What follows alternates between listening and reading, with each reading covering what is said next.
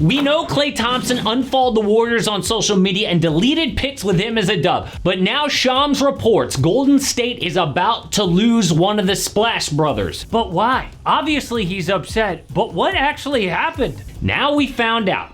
Klay is a free agent and wanted to return to Golden State, but a lot of other teams have money and can sign him away. In fact, Shams says the Clippers, Lakers, and Mavericks are strong suitors. Dallas dumped Tim Hardaway to get the $13 million per year mid-level exception. Lakers can do the same with LeBron's help. He opted out and will take less if LA can get a good player like Klay. But how did it get this bad? So Klay wants to leave his NBA soulmate Steph Curry. It's from disrespect by new GM Mike Dunleavy.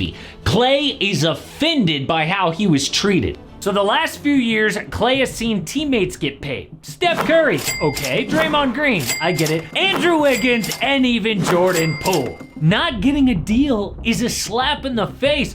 Oh, they did offer him 2 years, $48 million, but Klay laughed at that. It's a fraction of what they gave Mr. Lowlight himself. But here's the real problem. Klay already got a huge contract after he tore his ACL in 2019. Then he was out with an Achilles, so he made max money not playing for 2 years. Did he forget that?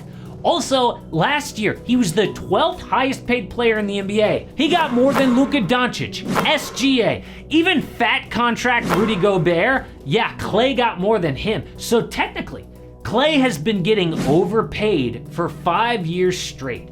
So the Dubs are like, no more. We are cutting you off. The GM Mike Dunleavy said to the media they want Klay back, but he's not a priority. They've got other stuff to take care of first, then they'll get to Klay. And look, I know he's been overpaid, but he's also human. Klay must hear that and feel terrible. That is why he deleted his social media posts and unfollowed the team.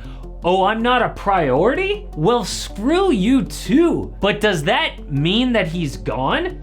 And what else do the Warriors have to take care of? Well, obviously, upgrade the roster. Last year, the Dubs missed the playoffs with a healthy Steph, Klay, and Draymond. So running it back's not cutting it. Reports say they want a new star, but not so fast. The GM said the scenario to move our young guys would take a lot. The main thing is that we believe those guys can contribute and help the group now.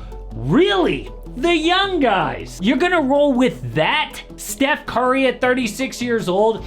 This is starting to feel like the Mavericks in 2012. Dallas won the title in 2011 over the Heat, but instead of building on that, they traded away most of their guys and failed to build around aging Dirk Nowitzki, who is still in his late prime. So instead of contending in his later years, Dirk made all-star teams, but never made it out of the first round. In fact, he missed the playoffs half his remaining 8 years. Is that really how they want to see Steph go out? Oh, so make a trade. Well, the GM also said, it's just hard to do deals, and I can't stress that enough. I mean, there's a lot of good teams out there that know what they're doing, whereas in the past, it seemed like you could just pull a fast one on somebody. Nope. Trades in the NBA just aren't a thing anymore. They're way too difficult now. What? Last year, the Celtics traded for Kristaps Porzingis and Drew Holiday. And then at the deadline, the Mavericks added PJ Washington and Daniel Gafford. That's 4 trades in the last 12 months. Both those teams made it to the finals. It's how you win a championship now. So how are trades dead? Actually, they're not, and Dunleavy isn't stupid. Maybe he's just acting dumb. I mean, this is the team that literally tried to get LeBron James at last year's trade deadline. Yeah, they are looking for a big trade, but the key will be Chris Paul's contract. He makes about $30 million, and the Dubs can trade that for a big name. It would also take at least a draft pick and Jonathan Kuminga, so who is actually worth it? Well, the first name is Paul George, but on Saturday night, PG opted out of his contract, which took him off the board.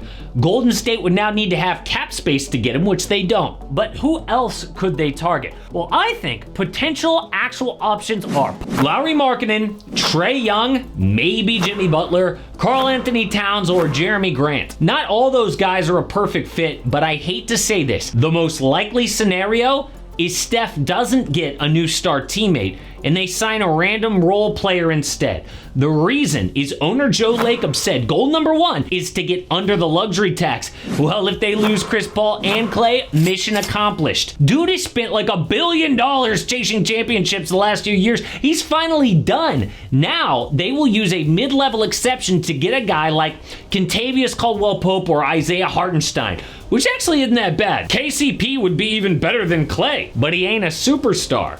And honestly, this is gonna hurt for Klay, Steph, Draymond, Steve Kerr, everyone who's cared about Golden State, but it's for the best. I mean, Klay was upset about his role. Injuries clearly hurt his play. This could actually make the Warriors a better team. But where does Klay go next?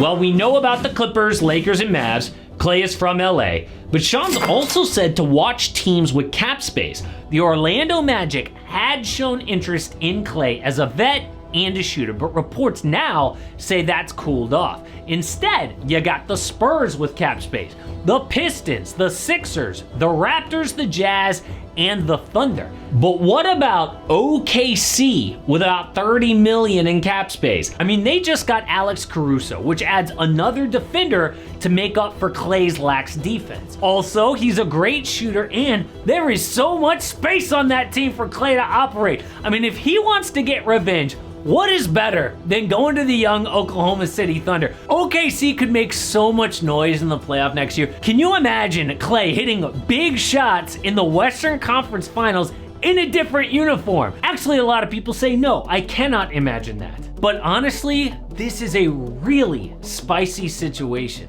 And it's not just about them saying, oh, Klay's not a priority, which would hurt his ego.